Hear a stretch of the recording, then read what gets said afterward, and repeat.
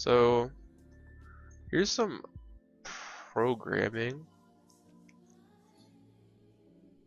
This is my whole item drop mono behavior class. Basically this is the little sparkles that shoot up out of the skeleton when you kill him. It basically creates this rigid body that, you know, I apply some force to, shoots it up into the air, then it falls down. Then I generate an item right here with this generate item function, which basically goes down here. This is the whole generate item function, and this is where the magic happens. This is where the items get generated. So you go in, you create a new item. The base constructor is protected, so in order to instantiate an item, I actually have to go through and nullify pretty much everything. Then here's where some dice rolling happens. Here's the item roll, 0 to 100F, and this determines if it's rare, common, or uncommon. If it's above a 90, it will be rare. If it's above a 70, it will be uncommon, and if it's anything else, right? Yeah, see right here, anything else. The if kind of threw me off. I thought it was an else if, but it's not an else if. Alright, so it's just an else. So anything else is just common. So above a 70, uncommon. Above a 90 is rare. Anything else, common. And here we go. We are instantiating new item. The item class I created, which all the item class is it just holds the information of the item, the name of the item, which is this. Then this is this little bit right here, or actually this big bit, is the item description. That's the thing you see in the tooltip, you know. Which, yeah, I like that the way it is for now. And then it holds the color of the item. The rare is cyan. I just kind of like that. The blue was a little too blue. I wanted it blue, but it was a little dark and it was a little like hard to see and whatnot. So I just changed it to cyan, and it did a whole lot better. Now this, I wanted the uncommon green, but I didn't really like green. Again, it was too green. It was like a booger. it was very green. So I had to tone that bad boy down some, and with this new color, create a new color and then pass a color to the to be stored. And this parameter right here is the health, because this is an uncommon orb of health. So we're passing it the health that's going to be stored in the item, which is the player level times 3. That is going to be the health for the uncommon orb of health. And then these zeros is this is attack, this is defense, and this is crit. We're not putting anything in those because this is an orb of health, so we don't want to put crit and attack and defense in there. And again, this is attack, this is what, defense, this is crit on the end. Alright, so let's go to another orb. Rare orb of attack. That's the title of, or the item name, right? Let me see, can I hover this? Yeah, see, item name, item description, item color, HP, attack, defense, crit. Those are the parameters that it needs in order to create an item. And I'm gonna modify this later because technically, like, whatever I decide on the potion, you know, whatever that ends up being, I'm gonna have to make it so I can make an item that gives back health. I'll get to that later. Don't worry about that. So we pass in the name, orb of attack, pass in the what it's gonna be, which is the player level +2. That is what it's going to be. It's going to be plus, well, if we're at level 1, +2, that's +3 attack. And then cyan color, we're passing in 0 health because it's not going to be any health attached to this. And then pass in the again the level +2, that's what it's going to be, and then 0 everything else. So that's how I'm creating the items. Just a note, the crit is a float, it's not an integer. So I do have to cast the player level into a float because it's an integer. I have to cast it into a float, then multiply it by the multiplier, which is this is going to be 0.5 per level, and this is going to be 1 per level, and then the rare is going to be 1.5 per level. So yeah. So basically we go in, we generate an item, then we initialize the particle system start color to the item color. So that's what changes the color. We generate the item, we take the item color, whatever it is, and we put it into the particle system.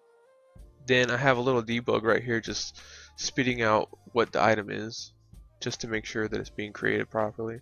Then I have a destroy game object in 15 seconds. So basically it spawns the item, you know, the little particle system shooting out of the skeleton, and then in 15 seconds it will be destroyed, and I will demonstrate that as well. It basically despawns. That's all that is. It just despawns the object in 15 seconds. So if you don't pick up your item by 15 seconds, that bad boy is going off to no man's land. Alright, so here we go. Here's where some magic happens too. On trigger, stay 2D. And then we have a collider 2D. What this is, there's a little box around the item, right? And this is basically the area in which the player walks into the item, and then they're able to pick it up. You know, you can't pick up the item from 10 feet away. You gotta get on it. You gotta get on top of it. And this is what that is. You know, you have a trigger around the item, and then you have to walk into the trigger in order to pick it up. That's all that is. And then if the collider is a player and set the interact text, remember that little bubble letter stuff, set that to be true, turn it on, and basically when they exit the item, right, it turns off the interact text. So that's what that does down there. And let me see, then we want to get the interact get access raw. Now this is a special little tag I made myself, so if you put that in your games, it's not going to work. You have to actually go into Unity, go to edit, and then go to settings, and then input or something like that, and then you have to change it yourself. But I have my own little tag called interact, and that is it. What it is it's the E button on the keyboard, yeah, E button, and it's the triangle when you're using like a PS3 controller or something, or a PlayStation controller. So that's what that is. And then the no press is just a boolean, just to it's a little switch just to make sure you can't like just hold down the triangle to pick up the item and then you spawn infinite items in your inventory. So that's all that does. It's just make sure you click it one time and equip it. And then what is this? We're getting the image off of the, okay. Alright, so you know how the items have like a little orb image in the inventory, so this is just setting the color. That's all that does. And then I have a inventory class with a static function that allows me to store the item, and I pass it the game object plus the item object, then it stores it in the inventory, and then I destroy the game object. Simple as. I know it sounds all complex. Trust me, it was insane doing some of this coding for this inventory stuff. My goodness gracious. So let me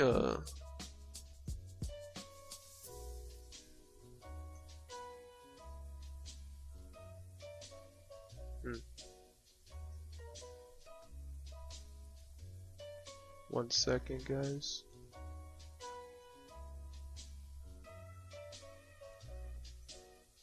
Alright, whatever, is acting weird.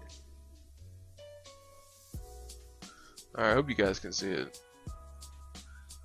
Alright, so we're back into the game. I'm going to show the items despawning. So basically, if you don't pick them up in time, in 15 seconds, they'll despawn.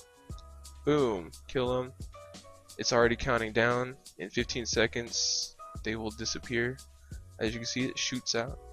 They are different colors. This is an uncommon. These are 2 commons. And they will despawn in roughly 15 seconds. They're despawned, and now this is going to despawn shortly. Boom! There we go. Exactly what we want. Nothing goes into the inventory. Oh, sad. Didn't get them. But anyway, that is the game as of now.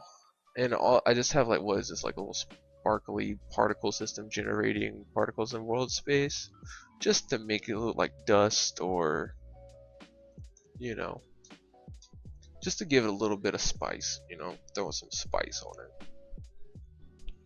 But yeah, if you have any questions, hit me up.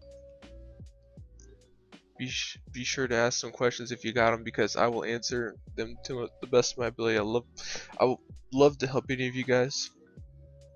If you need me to clarify, if you need to be more specific on something.